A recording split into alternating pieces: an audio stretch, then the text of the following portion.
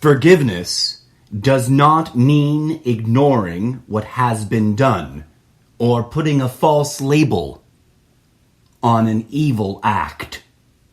It means, rather, that the evil act no longer remains as a barrier to the relationship.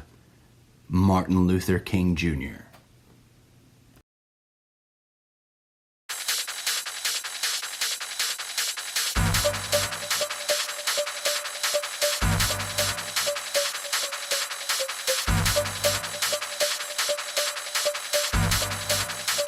Hello and namaste, my friends! It's Thursday, February 26th. It's currently 11:04 a.m. Pacific Standard Time. I'm coming to you live from the sunny Southern California mountains of the Inland Empire. Your favorite robot from the future, the Incorrigible MrZeppo. Thank you, DJ Zed, for that opening bit called New Beginnings, from your totally fictional album, Intros and Outros. That's just tracks that last longer than a minute that I use on the show as an introduction or an outroduction.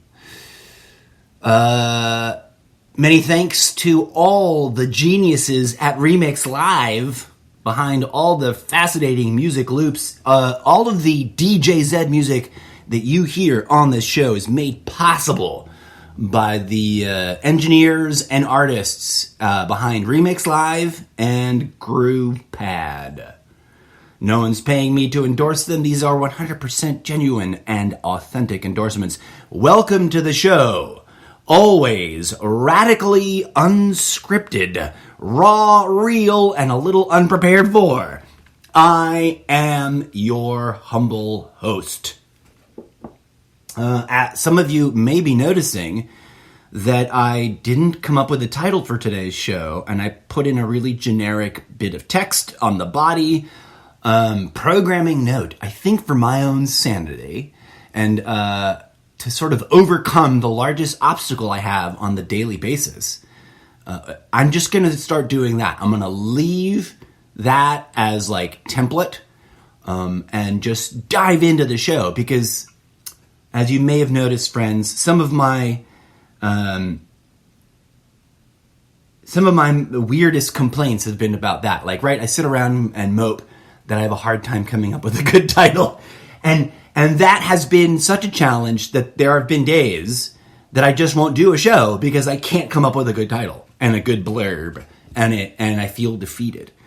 And then a little voice spoke up recently and said, fuck all that. Like, why are you stressing out about that? Just crank out the show, and then when you finally come around to like updrafting all of the episodes, you can realize what the title was supposed to be. So here we go. If I've already talked about this on the air, forgive me. I'm still reeling from the fact, and this is totally irrelevant, I know, but it's impacted my emotional state, so I'm going to vent about it. It's my show.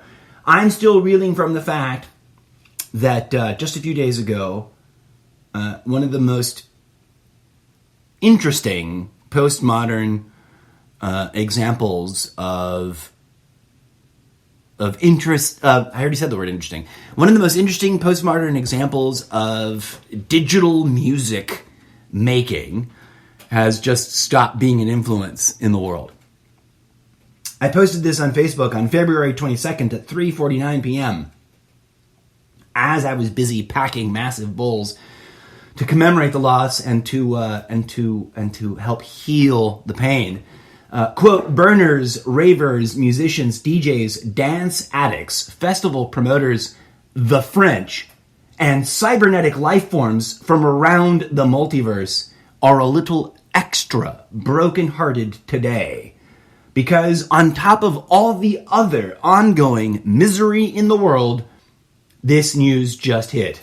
Daft Punk has finally, officially broken up. Now, as some snooty hoity-toity, I'm better than you types have pointed out, the astute observers of the band know that they broke up way back during blah-de-blah days. And while that may have some elements of truth to it, that they just have been on the verge of breaking up this whole time, it was not until February 22nd of 2021 that they officially, formally, publicly announced that they will officially and formally no longer be recording or performing together. If you've never heard of Daft Punk, bless your heart, you're missing out. I'm not saying they're the greatest of the greatest, but they certainly deserve their position in music history. They helped bring alternative, fringe, electronic dance music to the mainstream. Now, I'm not saying that it wouldn't have happened anyways, right? But they were there. They were there in the formative years of today's generation of new digital music makers, and they helped connect the dots. They helped create a phenomena that attracted fans, listeners, and future artists to a really interesting and profound and diverse genre of music, which has many subgenres, etc., right? Who knows? It's impossible to say concretely, but I know that myself and DJ Zed, your favorite animatronic DJ from another dimension, we would not be doing what we're doing if we had not been influenced by Daft Punk. So, if you've never heard their music, go check it out. If you're a huge fan, my heart goes out to you. I feel it, right? If you're French, they were like a national treasure there in France. I'm not picking on the French. They were just from France, right? And I don't know. They may be extremely unpopular in France. What do I know? I've never been to France. But I have a lot of empathy and sympathy for anyone and everyone. And also, just saying the French. It's funny. Sorry, the French. Okay, enough of that, because that borders on racism, doesn't it? I'm not racist, but I am, unfortunately, a person with a sense of humor that was deeply impacted by the 70s. And, films like Blazing Saddles. Whew! Wow. That movie, man.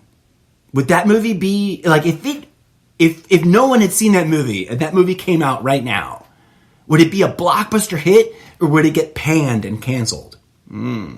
Interesting question. But that's not what we're going to talk about today. What the hell are we going to talk about today? I wanted to open up, the Martin Luther King quote, forgiveness. It is deeply misunderstood and, unfortunately, mischaracterized, rejected, and neglected. And we live in an era, we live at a time when the spiritual calling to humanity is to rally the troops and focus on healing. And I assure you of one thing, folks. Healing, whether it be mental, psychological, emotional, spiritual, physical, or all of them combined, the healing processes or procedures, because there are many, they are all deeply connected to forgiveness. I haven't encountered a healing process, practice, ritual, phenomena, event of healing that didn't, in some shape, way, or form, invoke forgiveness, require forgiveness. I mean, sure, you can sit in the hospital and recover from, bodily damage without doing a lot of forgiveness. But as you work, anybody who's been through serious physical setbacks knows that there's a lot of pain and emotional trauma that's part of it. And there's a lot of, misery and self-judgment and, we are our own worst enemy, right? So never underestimate the power of forgiveness, as elucidated by Martin Luther King's words that I chose for today. The very logic that's used to reject forgiveness today, in this postmodern moment that needs it so much, is in fact the notion that I can't forgive X, Y, and Z. That would mean accepting that it happened or supporting it or allowing it. But no, that's not how forgiveness works. Forgiveness goes hand in hand with accountability, right? It goes hand in hand with change, with reformation. In fact, forgiveness empowers those things. If someone has done something horrible to you, we have been conditioned now to just want something horrible to happen to them back. Spiritual people think that that's how karma works. Let's pause for a hot second. I think I've talked in depth about karma before, and if I haven't, put a pin in it. I'm going to come back and do a big episode on my wild and crazy alternative thoughts on what karma is. But let me get to something really succinct that I believe Alan Watts said. Can I give you the exact moment in which lecture? No.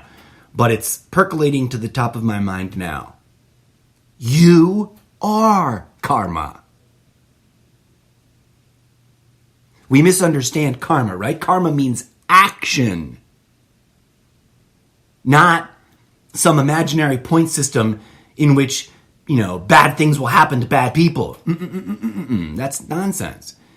Karma is action, and you are karma. Does karma happen to you? Only if you displace yourself and your locality of being and insist that the world is happening to you. That's a whole nother thing. Let's transition. Here's a meme I haven't made yet that I want to share with you guys before I make it. You know that whole series of memes? It's a meme template that's becoming increasingly popular, which sometimes is funny and sometimes is just rude and judgmental. It has the power to be both, like most things. But the template goes, some of y'all haven't, insert your thing here, and it shows. Close quote. You know that one? Some of you haven't played in the mud as kids, and it shows. Some of you haven't, and people make the most interestingly specific versions of this meme. Specific to like my own worldview perspective version of this meme hit me the other day. And I just wanted to share it with you in words before I memeified an image. Here it goes. I still haven't quite nailed the phrasing yet. But some of you out there have not connected the dots between Alan Watts and Terence McKenna. And it shows. I'll leave you to contemplate that. If you've never heard of either of those two people, no judgment, but get right onto the YouTube and start listening to Terence McKenna and Alan Watts. Better yet, buy their books. I'll leave you to contemplate that. I already said that, didn't I? Here we go. A little bit of music, DJ Zed. Let's reset the palette and also give myself some time to purge my own tongue-twisted tongue. Here's a little ditty that you entitled, dear Zed, Bright and Early, a braindance groove pad track.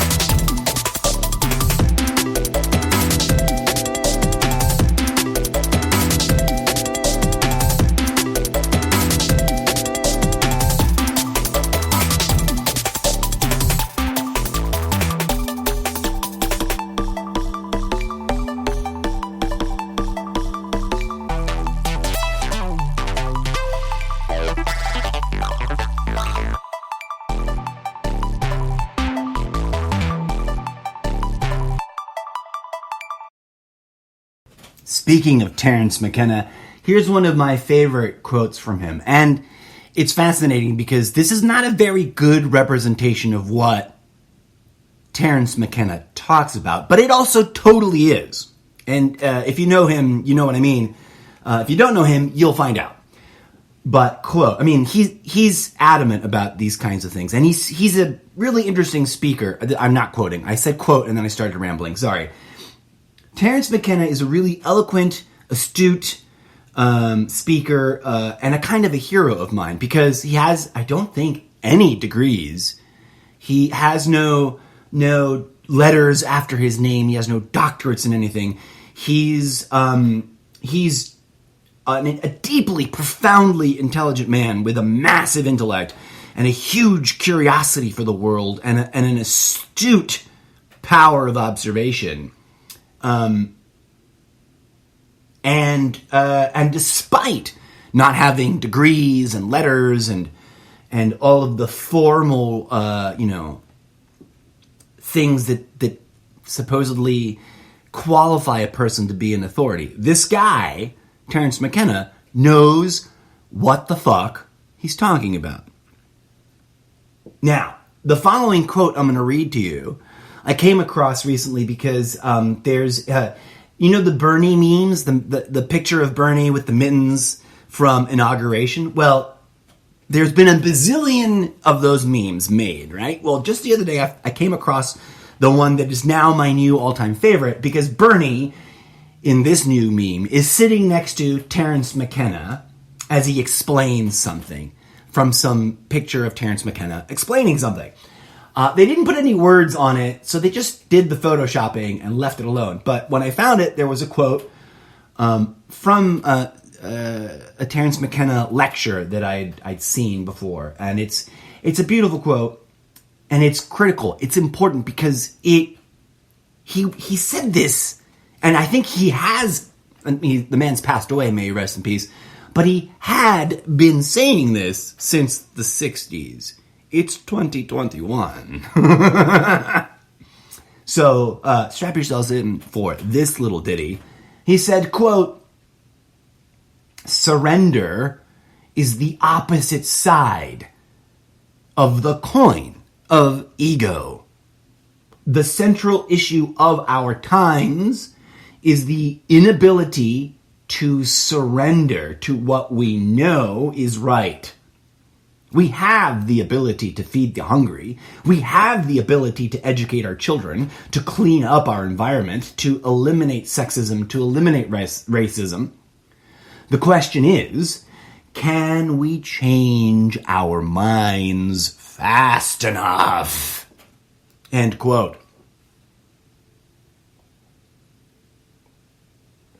It's a deep, deep question. How does one change their own mind? And how does one work towards facilitating others in changing their own minds, right? Because you can't force change. If you bash open the egg, the chick will not hatch, right? If you smash the seed open, the sprout will not grow. We can't bash each other's skulls until our third eye opens. It just isn't going to happen that way, right? Anyways, if you are interested in Terence McKenna because you've never heard of him until now, or if you have some familiarity with him, sorry, that one had a little bit too many. If you have some fundamental familiarity with Terence McKenna, but you've never seen the following documentary about him, I humbly encourage you to go find it. It's on YouTube. If you'd like to come and visit my page and do that, it's the top thing. It's the most recent thing I posted. I posted it yesterday at 3:48 a.m. A documentary about Terence McKenna called "The Transcendental Object at the End of Time." A brilliant sentence. I wish I could just claim that I came up with that, but I didn't. Terence McKenna did. And I wish I could just use that. I might, if I attribute it correctly. Because I'd love to write, that sounds like a brilliant book series, right? Like a The next Harry Potter, The Transcendental Object at the End of Time. It's a brilliant documentary that is created by, I think this gentleman, Bergman, I believe his last name is. I think he knew McKenna and McKenna's brother, Dennis. He might not have, but he's really close with the family and he's making the documentary directly from like the origin root source, which is McKenna and the McKenna family. He isn't, this person didn't make this documentary from far, far away without direct access. He had deep access. So totally worth watching. Profoundly beautiful. If you're stuck in a rut and you need something to like just shake things up and help you snap out of that funk, this little ditty does the trick. Go check it out. Don't take my word for it. Okay, friends and internet fam. We are in the 35th day? I haven't checked. I should have looked this up. We're quickly approaching, the 42nd day. Let's put it that way. I don't know how many days we're at exactly, but very soon we can celebrate the 42nd day of, and I just picked that because, of the unnecessary reference to the Hitchhiker's Guide of the Galaxy. And has Biden done all the horrible things that the Trump fear-mongering promised he would? No. Has he done some really weird things that don't make sense, that are like, what the fuck are you doing, Biden? Yes. Has he done some other things that are chill and right up the alley of what he expressed he would be doing? Yes. And is it all happening fast enough to satisfy everyone? Of course not. But we are essentially working our way towards the halfway point of the ever so scrutinized first 100 days of the Biden transition to blue tyranny. And I think it's fascinating to see how the Trump base, especially along the looser edges, the fringier edges, the edges of people who are like, well, I'm not a hardcore QAnon type, but I don't like Biden. They're all, there's so much diversity of thought. I think this is what I'm trying to get at. There's a huge and interestingly weird diversity of opinion within the Trump base. They are not a monolith of understanding, right? For example, there are people in the Trump base who think that Biden is a CGI puppet and that somehow it's Trump. There are people who really believe the face-off claim that Trump and Biden somehow performed the face-off surgery from the movie Face Off with John Travolta and Nicolas Cage. I mean, they believe it. Other people believe that that both Kamala Harris and Joe Biden are, like I said, CGI characters, and that there's no one in the White House. And slowly but surely, other people in the Trump base are coming to terms with the fact that, yes, while you can make all the arguments you want about general corruption, et cetera, et cetera, et cetera, the critical thing right now to contend with is that Trump lied to them, right? And that's, thank God, happening. Like, you see more and more personal testimonials coming out from former Trump supporters, former QAnon believers going, I guess it turns out that we were being manipulated, and maybe we need to do something about that. But brace yourselves, folks. If you are thinking naively that the QAnon cult and the Trump cult, because they're slightly different, although they are, obviously Venn diagramming a lot. They're doing that really intense Venn diagram merge, although there's still fringes on either side that are like, no, I'm not QAnon, and the others are, I'm not. They are trying, to the best of my understanding, to rally around new dates for this supposed storm that's going to come, this revelation that will vindicate their clinging to Trump. The thing is, they're going to keep kicking that can down the road till the 2024 elections. And I bet you What's that phrasing? I bet you... Oh, I don't remember. There's a weird, funny bet phrase. I bet you nuts to hammers? Something. Anyways, doesn't matter. Because I'll probably get it wrong, and whichever version I'm remembering probably isn't this timeline's version.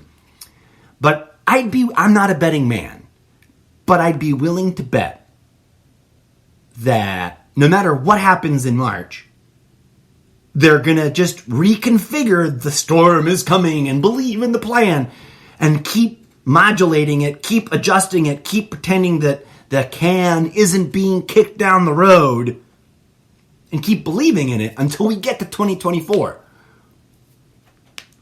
And then they'll be talking about how the great storm that is coming is Trump winning again, or Ivanka winning, becoming president, or something along those lines. Conversely, the hope, the silver lining here, and don't get me twisted here, I'm not naive. I know that although he's committed plenty of crimes right in front of our faces, and there's plenty of evidence of other crimes he's probably committed, that he is complicit with the system. Which means he might get into some trouble the way some of his compatriots have, but ultimately the system is about him, right? Like the system picked him, the system put him in place. And he did whatever he did because the system wanted him to do it. So, I was speaking before about the silver lining, that there's all these criminal investigations coming at him. And it will be a year or 3 of that kind of pressure, of criminal investigations and civil investigations coming at him. Would I be surprised if at the end of that long process he gets away with it and doesn't go to jail? No, it wouldn't surprise me one bit. Will it also not surprise me if he does catch some sort of interesting sentence and then, has a cush time of it in some luxury resort jail? That wouldn't surprise me at all either. Am I worried about either outcome? Not necessarily. What I'm interested in is the airing out of the facts. One of the problems has been throughout that, no matter what the opposition has done, they've mucked up and fumbled the ball hard enough that the support column, the base of support for Trump has always had reasonable enough excuse to just not read the report, not pay attention to the details. And it will take, I think, some sort of criminal suit that is too strong for him to escape at least the show of some sort of, justice. But at least, I think, I hope, I keep my fingers crossed, that at that level, it will inspire folks to be like, wait a minute, maybe I really should pay attention to those details and read those reports and see what they're talking about. Because just blind faithfully dismissing it all as fake news can only work for so long. I hope. Maybe I'm wrong. I've never pretended to be absolutely certain about anything. But I digress. That's enough Trump-topian talk for now. I hope, I think, I do believe. Let me take one moment and say hello, as I like to do on occasion. Checking into the geolocation tab of the Sprecher account analytics section, I want to say hello to the following people, the people of the following nations: Brazil, Portugal, Mexico, Canada, Japan, United Kingdom, Germany, United States, India, and for the first time, which is slightly alarming, the Russian Federation. I don't want no trouble from Russia, yo. But also, if you're just an ordinary Joe Schmo citizen out there in Russia, my heart goes out to you, and you have my support. But is that a horrible thing to say out loud? I don't know. Am I going to live in fear of all that? Maybe. Who knows? But it's fascinating, and I'm pleasantly surprised, and I can't explain why, but nearly 50% of you, dear audience members, apparently are listening in India. Namaste. And I say that with deep respect and sincerity. But I say that to everybody, right? I've been asked if I'm a Hindu just because I routinely introduce myself or greet people who are being introduced to me with hello and namaste. Is that inappropriate cultural appropriation? If it is, I humbly beg your forgiveness, dear fellow human beings from India. But I don't think that it is. I think that namaste transcends culture, right? The whole point of it, the meaning of it. And if it doesn't, well, then I guess I'm a horrible cultural appropriator. But India is just all over the list. On the city breakdown, we got, and forgive me now and forever if I mispronounce the town you're from, regardless of what country, but I'm just fascinated. Lucknow, hello everyone in Lucknow, Delhi, Indore, Ahmedabad, I think, Ahmedabad, there's a lot of syllables in that one, Bengaluru, Hyderabad, and Pune. I'm humbled. It's lovely. And I'll be the first to admit to you, I don't know a damn thing of what's going on in India politically. I do have a few social media acquaintances, people that I'm connected to on social media that post about that. And when I read some of their more in-depth posts, I'm like, wow, I have no clue what they're talking about. So forgive me, folks. But I would be deeply fascinated, as I think all countries, all nation states are cumulative spiritual experiments, right? Like when we band together as a nation, as a people, under the banner of this or that country, there's something to it beyond the idolatry of ideology and the worshiping of symbols. There's actually a real, tangible, spiritual, electromagnetic, psychokinetic, energetic thing going on, and that we need to pay attention to that, right? At any rate, I humbly thank you for listening, and I beg your forgiveness because you're like my largest audience demographic. And I don't talk about what's going on in India. I have no idea. I do know that there's turmoil. I do know about the caste system, and I know that there's a lot of things being said about that by commentators in India. But it's not one of the things that I'm focused on, and I don't want that to be perceived as a dismissal or a judgment. I'm just a dude in Southern California with a global perspective on a local set of issues. At any rate, all I really wanted to say was hello, namaste, and thank you for tuning in. There's also lots of people tuning in from all over the place. Greetings to all of you out there in Washington, in Scottsdale, in Los Angeles. I wish I had more cities. I wish I had a longer list because there's still a bunch. There's like 65% of my audience is in other cities. But I can't break open that demographic here. At any rate, I just want to take a moment and say hello and connect with you in that way. It's a silly thing, I know. But I'm deeply, deeply grateful for everybody that listens everywhere. Because, a show like this, it's about engaging an audience. And frankly, if you're listening, come on down to Facebook and find the Almost Daily ZenCast Facebook page.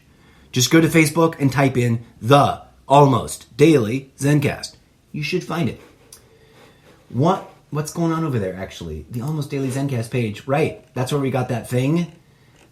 You can find and share episodes, all episodes of the show through Facebook, if you're really big on Facebook. If you're not huge on Facebook, and I'm not on the social media platform of your preference, then come on down to Sprecher.com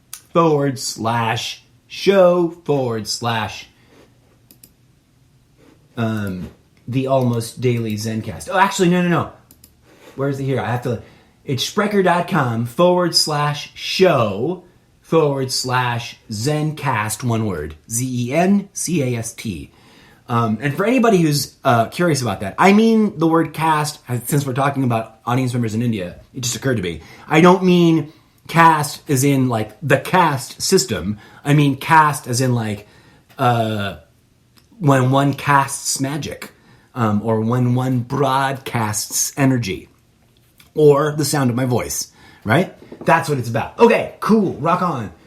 That segment is now over. Let's purge some music, right? Radically unscripted and underplanned. I just played some music like 10 seconds ago. No, right. We're trying to play music more often, like it's a radio show. I think I just played Bright and Early, right? I'm going to clear that out from the list. Let's give you something interesting but tidy and short.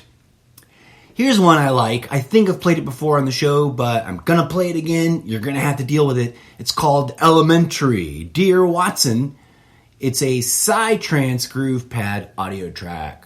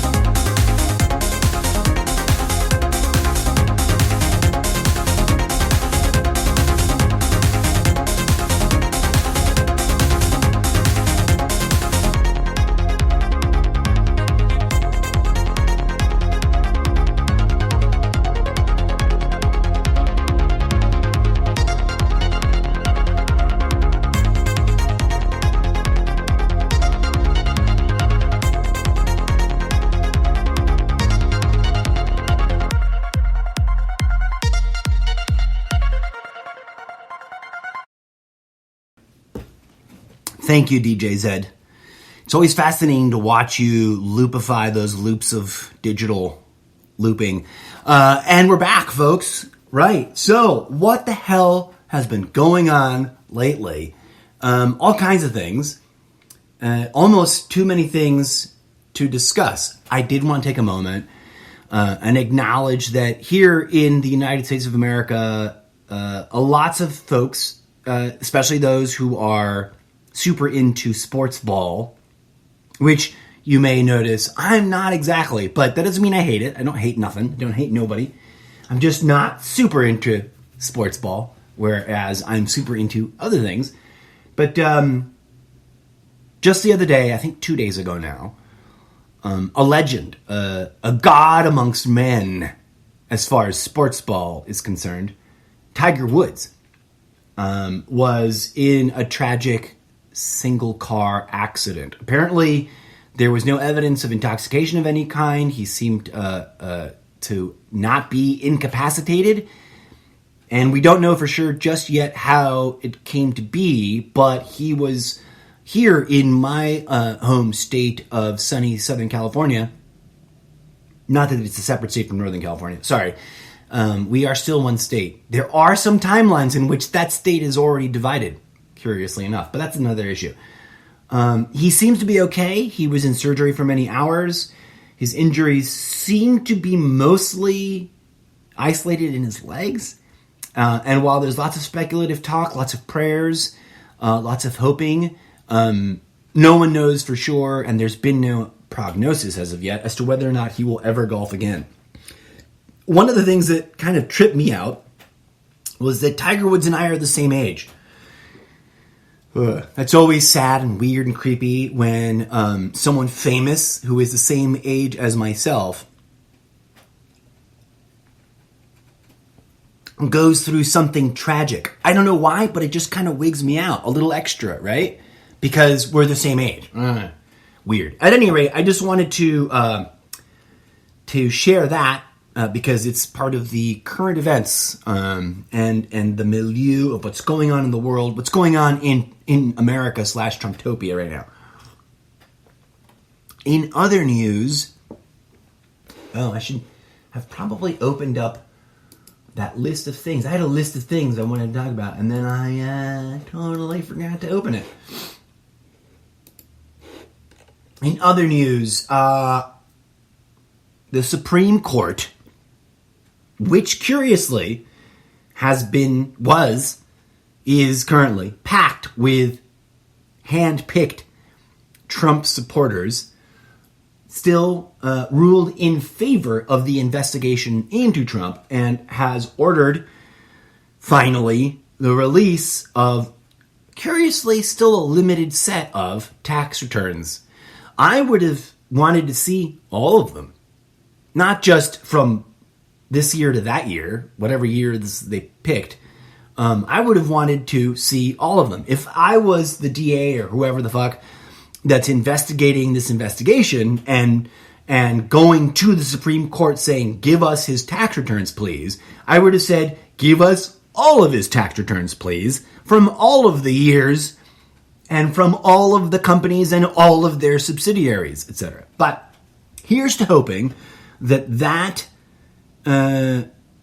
is not just some empty, hollow gesture, and that it actually renders meaningful data that clarifies for everyone, especially his base, that he's not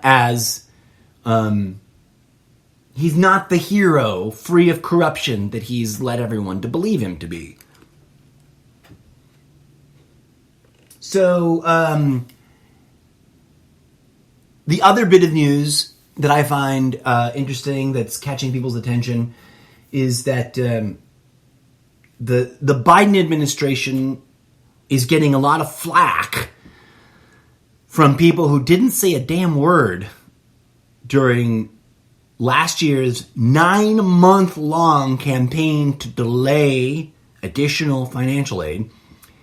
People are now yapping and complaining and poking and assigning blame and pointing fingers that Biden isn't fighting hard enough or is betraying his promise about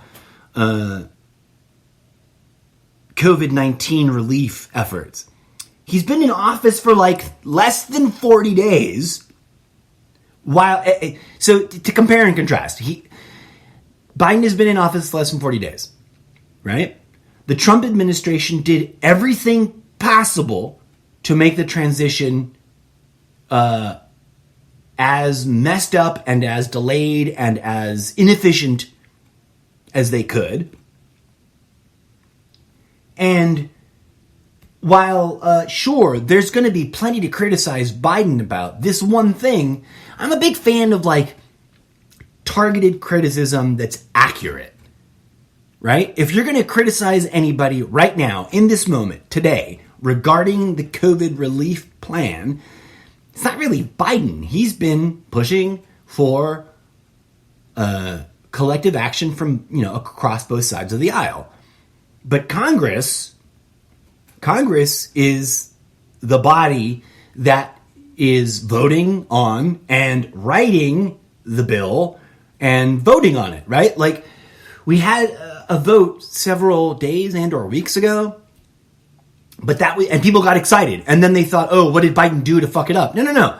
Congress voted a yes vote. They approved through a vote to vote later on the bill that they haven't written yet, right? So that was confusing to people.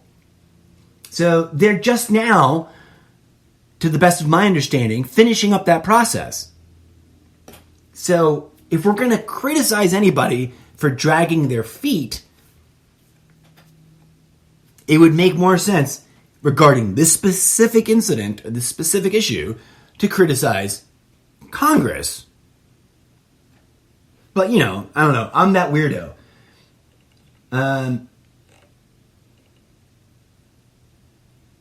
So, all kinds of, chaotic nonsense going on. We haven't even reached 100 days. And yes, there's weird things. I haven't had the chance to look into it further than to confirm that it seems to be true. But Biden made a controversial move in recent days, canceling a program whose name I've completely forgotten now, because like I said, I'm woefully underprepared. And I'm not even ashamed about it.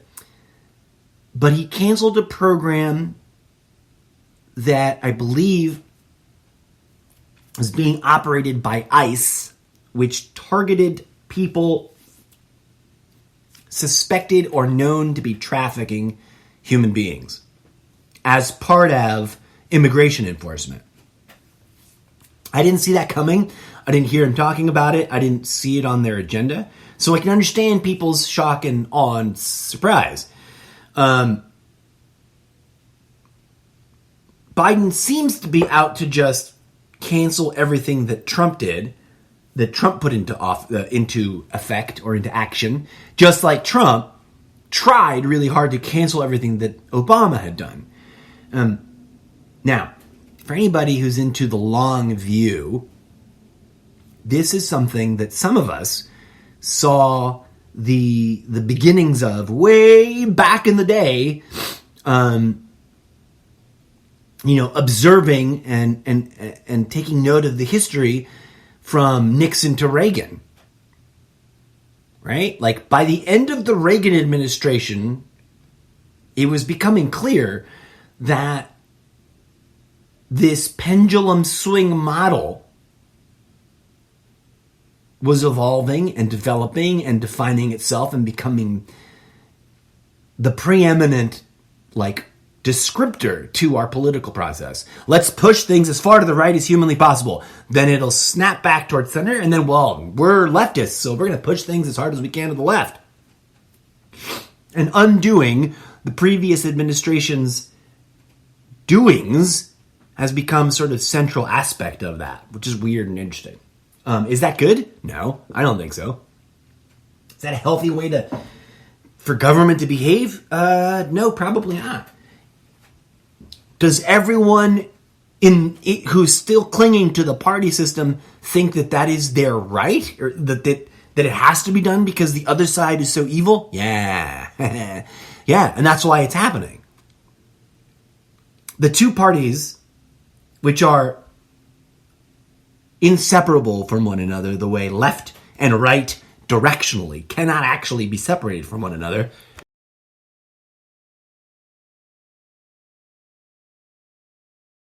Have you ever thought about that? I know I talk about it often, usually in terms of up and down. Can you separate up from down? No. You can choose to only look up, but down maintains itself as part of up, right? Inseparable. Excuse me, I've got a bit of some kind of sinusy allergy thing going on right now. So, I sneezed really hard just now in that silent gap, and I kind of forgot what the hell I was talking about. Pendulum swing, reactionary politics. Yes. The last episode I recorded, and this is what prompted me to be like, you know what, fuck titles, fuck blurbs, I'm just going to start hitting record, and then when I ever get around to coming back to updrafting everything to a better version, that's when I'll figure out the titles. Yesterday, I picked a title. Can I remember it now? I can't. Let's look it up. Right. Civic action versus political ideology. We live in an era of political ideology, right? And not just not the beginnings of, but advanced. Political ideology has dominated American politics for as long as I can remember, and as long as you can see, as far back as you can go. Political ideology has been at the root of, all developments. And this is the clusterfuck dumpster fire that it's gotten us into. What humans need is civic action. We need to take care of each other. We need to feed the hungry, house the homeless, right? Heal the sick. We need to gather resources and make stuff out of those resources. We need to take care of our infrastructure and build infrastructure that has meaning and adds value to society. That is what I call civic action. Instead of transparent, meaningful, healthy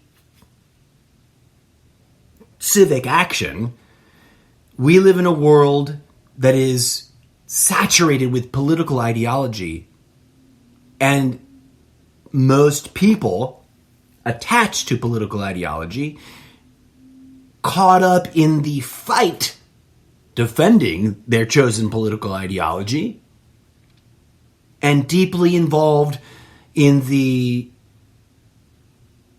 idolization of political puppets who espouse, promote, and argue about political ideology.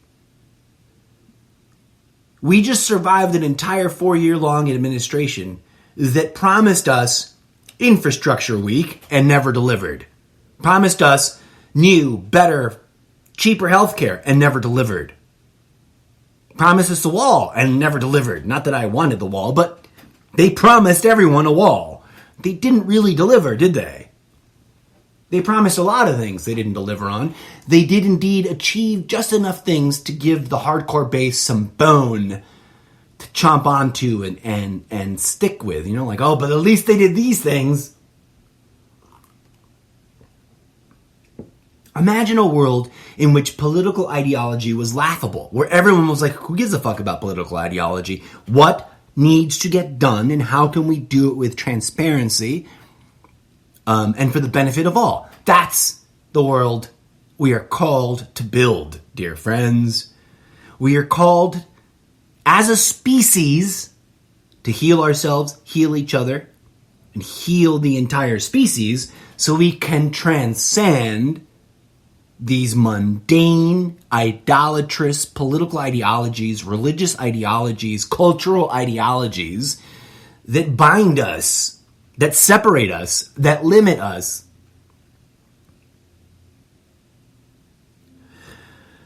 And that calling is a weird, difficult, challenging call to respond to, because it requires us to step outside of the cage we have willingly built around ourselves using political ideology, religious ideology, and cultural ideology. We cannot heal ourselves as a species if we're still killing each other over resources. We cannot heal ourselves as a species, right? That's the catch-22. Like, how do we end those problems? By healing ourselves. How can we heal ourselves if we're still caught up in those problems? Ha ha! That's the catch-22 that freezes us like deer caught in headlights. And like I said on a recent episode, the only answer to that is one breath at a time. Like, turn inwards and focus on healing yourself one deep breath at a time. And, educating ourselves. If you've never read Alan Watts, go read Alan Watts. Not because he's superior in his political ideology than anybody else, but because without ideology, transcending ideology is what he describes accurately vis-a-vis everything he's come to understand through his study of the development of Buddhist Zen thought. There's a whole spectrum of, schools of thought there. It isn't one monolithic thing. Don't come at Buddhism or Zen or spirituality with this idea that it's one monolithic thing. At any rate, I'm rambling and I'm spiraling out of control. What shall I talk about next, friends? Now, this is from Valentine's Day, but I think I failed to read it on Valentine's Day, so I'm going to read it now. Something I posted on my Facebook. I'm not sure of the original author, but a friend of mine on Facebook shared this, and then I shared it. But it reads, quote, "Everybody actually loves everybody. There are just a bunch of different belief systems getting in the way of awareness of that." That's the calling, friends, to heal ourselves. And that healing process involves abdicating, letting go of those belief structures that blinder us. Because the love is already there. The healing is already there. It is our own willingness to cling to nonsensical ideology and to idolize politicians that prevents us from seeing clearly. We idolize ideology. We idolize politicians.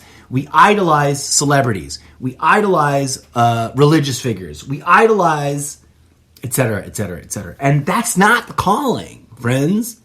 We're not here to... don't idolize me, yo. Like, that's not what I'm asking for. I'm just, sharing my understanding and my thoughts about what we're going through. And I don't pretend to be absolutely right about anything. And I most certainly don't want to be idolized. But I digress. The moment that we can transcend this really nasty habit of idolizing people and objects and constructs, setting those things down.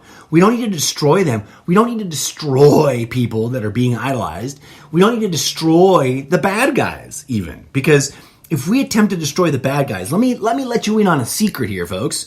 When we murder murderers for murdering, we become murderers. Think about it.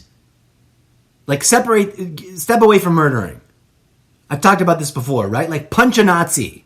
Everyone thinks that they want to support that idea. Lots of people love that idea. Just fucking punch Nazis. But think about where that logic leads. Isn't that what they were doing to other people? How does violence heal violence? It doesn't. Ultimately, if we set out to destroy the evil people, we become destroyers of people. And isn't that what's wrong with the evil people in the first place? That they are destroyers of people. Why do we then think we romanticize, we idolize, and we make an aspirational narrative out of wanting to go and become exactly that which we oppose? We glorify murderers who murder murderers. Makes no sense to me, folks. You know what I want to celebrate? Healing. You know how I think we're going to solve the problems of the world? Through healing. You know how I think we're going to free ourselves from the burden of the system of oppression? Through healing. Call me crazy, folks. But it looks like we've tried everything else throughout history. We've been butchering each other for millennia. And yet, this is where it's gotten us. Maybe instead of fighting, arguing, self-righteousness, idolization, idolatry, war, and this endless, meaningless spiraling out of control of, well, they're the bad guys, so I must destroy them, becoming the bad guy, and giving rise to a wave of new people that must destroy you for having been the bad guy in their eyes. We must transcend all of that and heal. Heal ourselves, heal each other, heal the species. And we can do that in a million different ways. We can do that through art. We can do that through sports. I don't hate sports. I don't hate athleticism. I just don't think that sports ball, in its commercial constructs the way we know it now, is really living up to its fullest potential. We can heal through movies. I don't hate movies. Lots of people hate movies, and they vilify the industry. I'm like, yeah, there's problems. Of course there's corruption, and there's people making crap, toxic waste, and passing it off as film. But it's still an art of sharing images and story, and it can be put to use towards healing. So can music. So can any modality of human activity with conscious choice and an effort to ensure that whatever that activity is done the healthy way, the non-toxic way, the all-inclusive way, the healing way, the transcendental way of doing it, as opposed to the clusterfuck of toxic, abusive, oppressive ways that we are used to doing things. Because everything we do is toxic, right? I was having a discussion with someone recently on social media about food. And they were of the opinion that we either had to radically change the whole world through brute force, through like some sort of imposing the change. I don't think they were talking about violence quite, but they didn't seem to realize that that's how you slide down the slippery slope that leads towards oppressive violence. You fixated on an idea that must be imposed on others, and then, of course, they're going to fight back and retaliate and be like, why are you imposing this crazy idea on us? And then everything spirals out of control, and the next thing you know, you're butchering each other over ideas. And meanwhile, I was just like, hey, listen, man, in nature, life consumes life. And we can either moralize about that, we can make moral paradigms and judge each other over it, and decree that this kind of consumption of life is wrong and only that kind of consumption of life is right, and then get mad at each other and slip down the slippery ego-trapped slope of violence, because there are militant vegans out there willing to commit violence. And it's already obvious that the ridiculously toxic food system as we know it is riddled with unnecessary violence towards the food that we're cultivating. No matter how you slice it, though, nature is nature, and life must consume life. So either we can do all of that in a ridiculously toxic, self-destructive way, or we can transcend those bad habits, heal ourselves and each other, and heal, reform, change, improve, transcend the system, the current toxic, industrialized, destructive system of food production. We don't need to kill each other over which food is most righteous to eat. That achieves nothing at all. We can heal and transcend and improve any and all systems that relate to how we cultivate the food that we eat.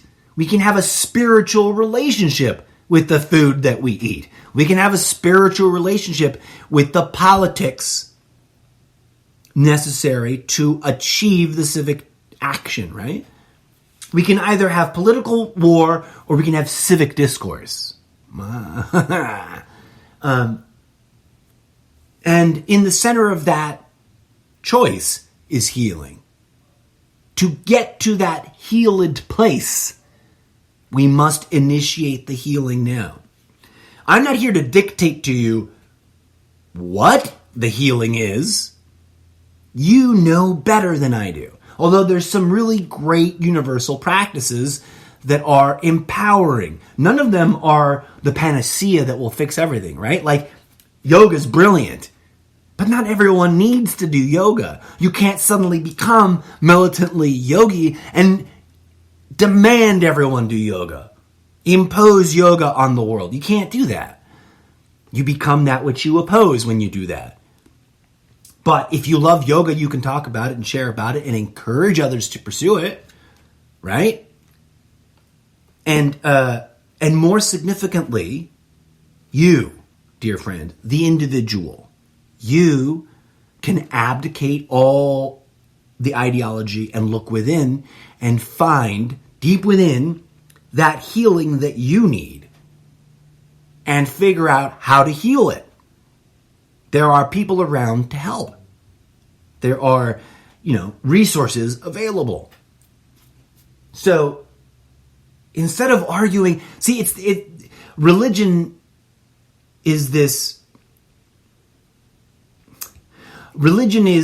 the case study that led me to these conclusions, right? Like, in every organized religion, there is this special being at the center of their narrative that supposedly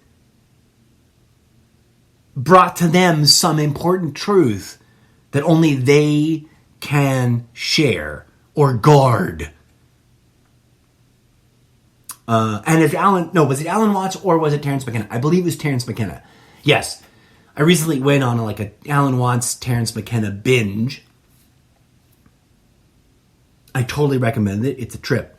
But Terence McKenna, in a lecture where he was talking about entheogenics, he said something to the effect of, they are guarding empty houses. And he was talking about secret societies, right? There's all these secret societies, and they're guarding all these secrets. Now, according to Terence McKenna, if that secret isn't the deep, powerful healing available to us through entheogenics that connects us to the broader dimensions of reality that we currently normally don't allow ourselves to engage in, then they're guarding empty houses. Now, that's just me paraphrasing what he said, but I think there's a certain truth to that. And it applies also to religions, right? I consider myself to some degree or another in favor of entheogenics, but I don't want to impose that on everyone, right? I don't think that it's for everyone. But for those who don't know what entheogenics is, it's spiritual healing through the medicinal use of magical plants. There is evidence that Jesus Christ himself was an entheogenic mystic because of the groups that he studied with that we know of. And I talked about this in prior episodes. So if you're curious, stick a pin in it and find any episodes where I talk about Christianity. Most recently, this past holiday season's Christmas special, I went off about that for a bit. And then you can also check out the unauthorized and explicit readings where I clearly talk about that kind of stuff too. But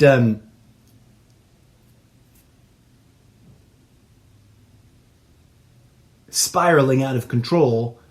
Oh, the empty houses, guarding empty houses, right? Like, we can freak out and argue about all these different things. We can argue about the ideology from different religions. We can argue about the content from different conspiracy theories. We can argue about, the secrets that may or may not be being kept by these different secret societies. Or we can personally, directly commune with reality itself and bypass all that arguing. We don't need to do all that arguing. We don't need to fight over and discover the most righteous ideological model. That's a waste of time. We need to commune with reality directly, right?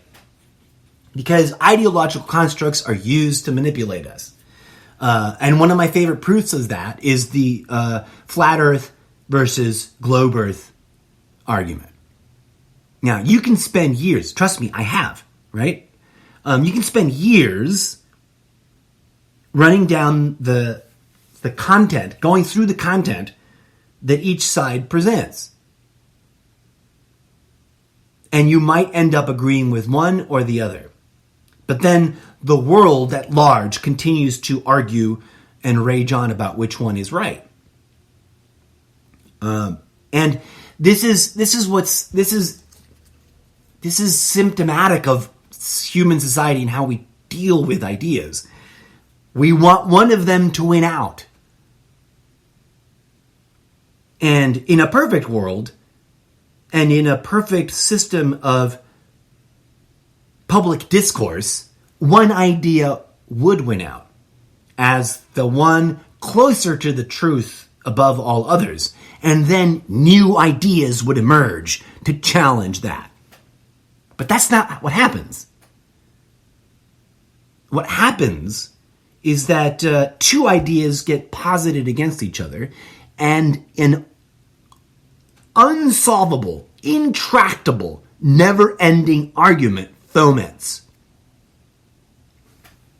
And we get caught up in the never-ending us versus them versus us, poor versus rich, right versus left, white versus black, Jew versus Muslim, criminals versus cops, Christians versus Muslims, Buddhists versus Rohingya, colonists versus natives, atheists versus believers, vegans versus meat eaters, slave owners versus slaves, bad guys versus good guys, lone wolves versus sheeple, Christians versus everyone else, democracy versus totalitarianism, terrorists versus freedom fighters, gun control versus gun rights, gun lovers versus pacifists, flat earthers versus globists, Russians versus Americans, statists versus anarchists, ideology versus ideology, party versus party. It's you versus me and me versus you.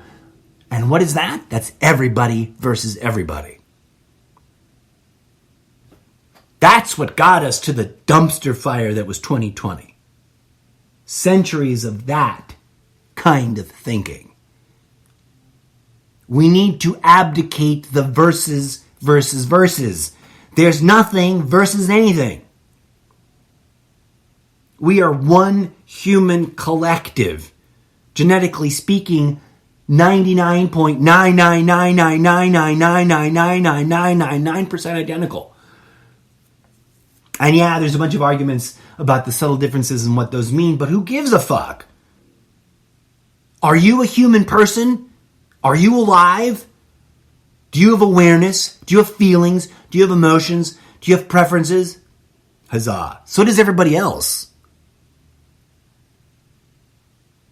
Together, we can transcend these things that manipulate us, right? Instead of fighting over whether the world is flat or globe-shaped, we can realize that those paradigms are being used to manipulate us into an unsolvable and intractable argument. That argument, by the way, you can think of that argument in the following analogy. Imagine, if you will, probiotic bacteria sitting in the appendix, having never left that dead-end cul-de-sac that is the appendix. And they are raging a war, destroying and butchering each other because they disagree over the shape and layout of the intestinal tract. Meanwhile, both parties radically ignore the verifiable fact that they are living in the appendix of a sentient, self-aware, living being. That is, to me, the simplest way of expressing how moronic it is to cling to either of those paradigms and fight everyone else about it.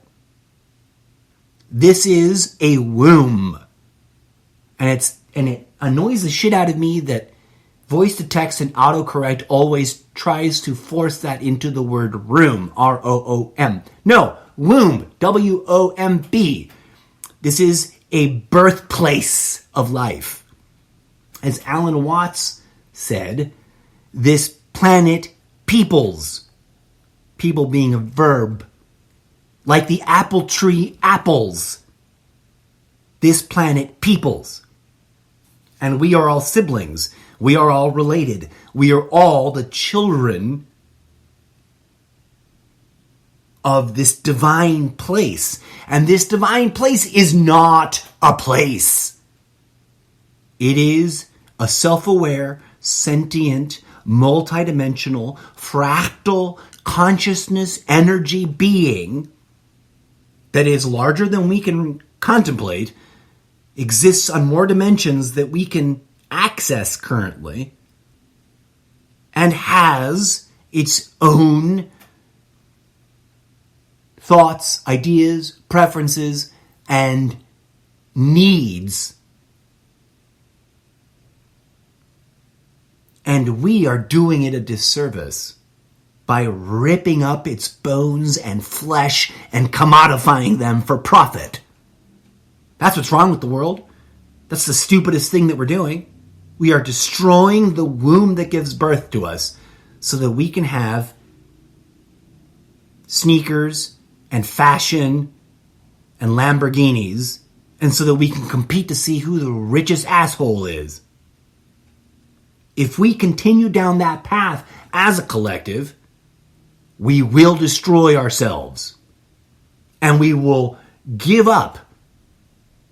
We will lose access to the brilliant and beautiful and magnificent opportunities that wait for us in the future if we fucking get our shit together.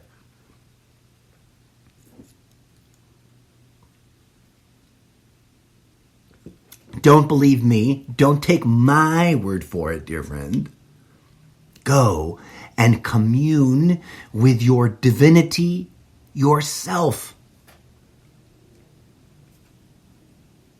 Stop defending your favorite politician and start healing yourself and start healing your favorite politician. If you must remain in an alliance with them, at least attempt to heal the motherfuckers, right? Anyways, I feel like a broken record. I feel like I always end up talking about the same thing. I'm going to leave you with one last thought, but I don't know what it is. I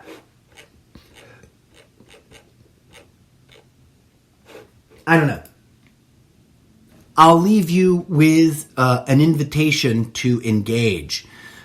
Leave me your thoughts, your questions, your reactions to this and any other episode, either over on Sprecher.com/show/ZenCast or in Facebook, the Almost Daily ZenCast Facebook page. And also, as I have teased this too much and have not actually taken action, but it's on my list of things to do in the next several weeks.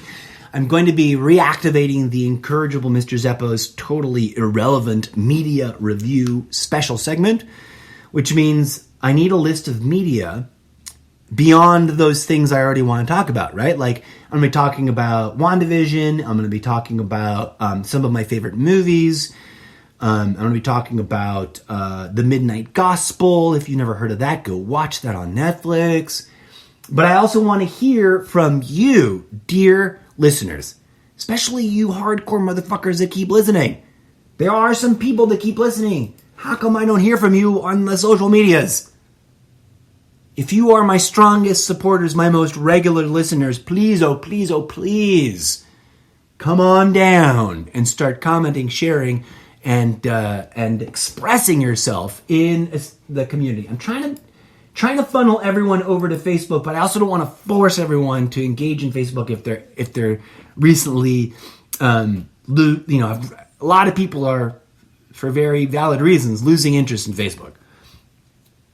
At any rate, I humbly thank you for tuning in, as always, dear friends. And I leave you with the following, let's pick a little bit of music to end the show. Deep Grooves in the Grove of Magic. I like that title, DJ Zed. An organic electro remix live track.